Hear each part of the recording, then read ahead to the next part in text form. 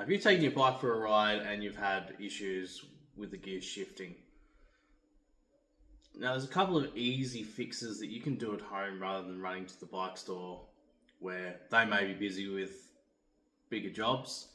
And there's something you just can do at home, and these things are quite simple. Now I want to run through two things that you can do at home, very easy to do, and I'm going to go through them with you now. So we've got cable tension.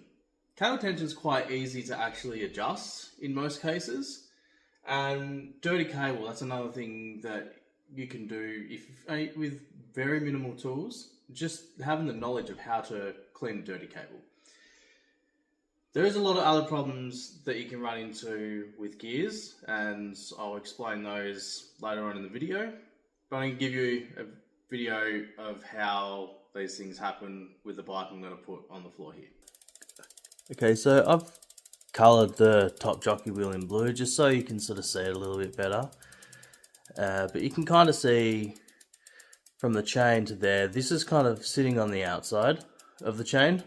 Still kind of looks like in line, but not precisely. Now if I pedal it, you can hear some ticking going on. Now if I actually tune with this barrel adjuster anti-clockwise, which is tightening the cable, so now that's improved. When you look at that, it's pretty much exactly on that chain. Now if it was too tight, I kept going, now you can see it's on the outside of the chain. Although from that video it's kind of hard to tell, but just a little bit over, and it's creating that sound. Now if I bring that back, perfect. So that means all the gears up here are going to mesh quite well. No problem. Now if this was wound out, so we had a little bit of noise, if I tried to shift up,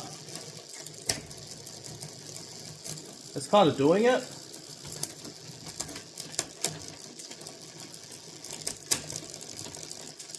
You can see it.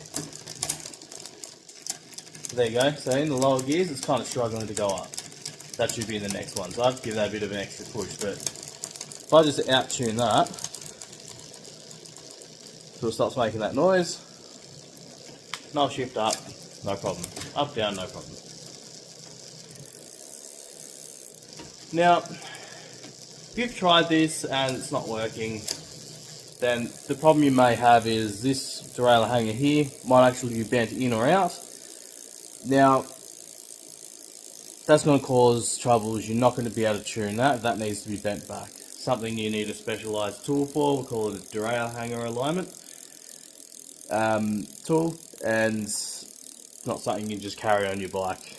But if you're not sure, take it to your shop or invest in the tool. Now, another problem that you could run into as well is the cable. That could be sticky, and it's just holding that cable, and not because everything needs to be precise, right? So, therefore, you probably need to clean the cable. One thing you can do, we'll bring it all the way up. Let me just sort of zoom you out so you can see the bike a bit better. You actually have it in the first gear here. You can just shift all the way down, hold your cable. So you can see, I've got that cable real loose now. And what that's going to enable me to do is pull this out. And what you can actually do, just get a bit of chain lube or something like this, run some chain lube around on here. You can do the same thing on this side of the cable as well, and then just give it like that. And that's probably going to clean it out for the interim a little bit at home as well. Obviously, not everyone has a stand. I highly recommend getting one though, because they are quite handy. You can do this up on the higher cables as well, but this one's not going to quite work because it's a road bike. Those sort of things you can do if you're having trouble with your gears. So those two things you can do at home. They're pretty basic maintenance you can do in your own garage or wherever you store your bike. Having a stand is a bit easier, but not everyone has that. But I do recommend getting one. They're a cheap one like what I have is very inexpensive, and it's handy. It's not a workshop quality one, but there's bikes aren't day in day out every day in that stand like they are in a bicycle store. So if those two fail, these are going to be probably the problems that you're going to have, and this is where either you sort of learn and get the tools required to do this sort of work, or take it to your local bike store for them to have a look at and diagnose, because it could be any of these problems, and sometimes it's not easy to see the problem straight away. So it's a bit more of a diagnose, fix, and see if it works. First one, this can be a little bit obvious, sometimes not, because there is a gauge on these derailleur hanger alignment tools, is the hanger. Sometimes, more often than not, they're bent inwards, creating the shift to go far higher than what they should. Or if they're a little bit bent, what you can find is you'll tune the gears to work in the first 4, then it'll start struggling in the last 4 or 5, or however many you've got, and vice versa. If you tune it to the bottom, it might be fine in the bottom 4 or 5. Once it starts going up to the top, it's just starting to jump. The derailleur hanger will do that, because basically what's happening is it's only going a certain amount this way. So if you're bent like this, it's not fully moving with it's moving sort of in an angle, so it's not going the precise amount of movement from one cog to the other. So that's one thing you can look at. Or if there's a twist as well, twist can make it sort of jump around, but anyhow, that can be a little bit tricky, and they are quite soft. So just, if you are going to do it yourself, be mindful that it is soft. The reason why the hangers are softer than the frame, they're designed that way because if you have a hanger that's stronger than the frame, the first point when it gets hit on an impact, the weakest link's gonna break. And we want it to be that $40 or $50 hanger rather than a $500 or $600 frame, if that makes any sense. Okay, so that's hanger out of the way. The next one's the derailleur. Now, if the derailleur can be dirty, a clean will fix that. The A and B limits might be out. That's another thing. You really need to have the skills to be able to diagnose and fix. Or the cage on the derailleur could be bent. Or the jockey wheels could be worn out as well. That's another problem. Usually that's a bit of a different problem that's easy to pick up on if you know what you're looking for. The bike's almost unrideable when they're really bad. But that's another thing that it could be, and more often than not, if you have to change the rear derailleur, you're going to be looking at changing the cable as well, because the cables never come out perfect and they don't fit back in.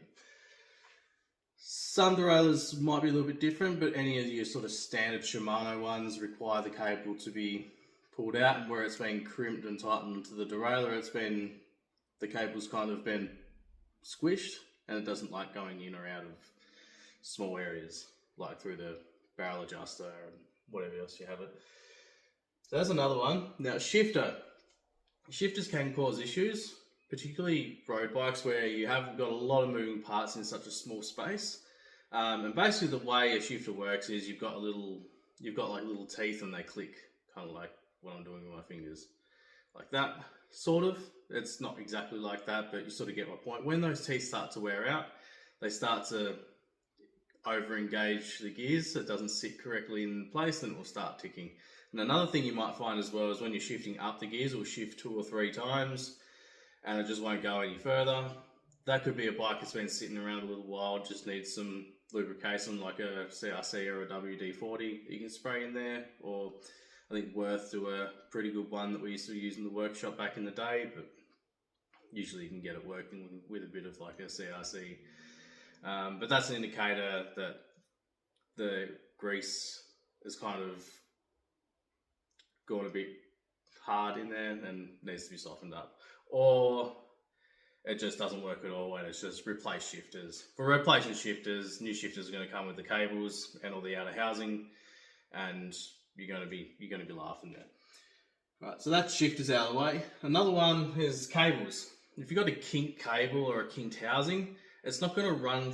The cable's not going to run smoothly through your housing, or you know, the more tensions on that cable, the more it's going to pull on that kink, and it's going to kind of work like a bit like a spring. And on a break, it's probably not a major deal. Like, you're going to feel a bit of sponginess, but the brake's still going to work, right? But as I said in the video, everything needs to be precise with gears. So if you've got a kink anywhere in the cable or the housing, it's going to cause you problems. Last but not least, chain and cassette. So I've already spoke about cassettes and chains being worn. Basically what's happening is when you've got a worn chain, the flex between the cassette and the first jockey wheel is probably going to be too much flex, and the chain wants to, when it goes down, it flexes the chain rather than moving the chain across. So the chain starts to fight the gears, and when you've got a worn chain like that, that's when you're going to have shifting issues with a worn chain. And cassette as well. Most cassettes will have like a shifting ramp.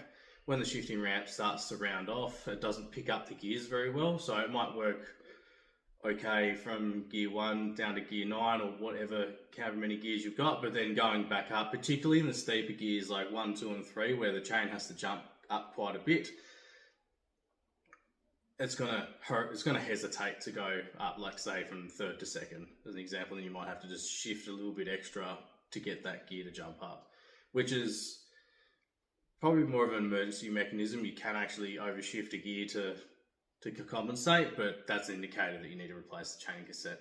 Now, another problem you could run into as well, you could have a bent cassette tooth, and it's going to make the gears jump on and off, or you can have a bent chain link, which is going to throw your gears around. It might work for a few revolutions, but then the kink will go through the derailleur and sort of unsettle it, and your gears will feel unsettled, or it might slip under load because it's not sitting on the cogs correctly.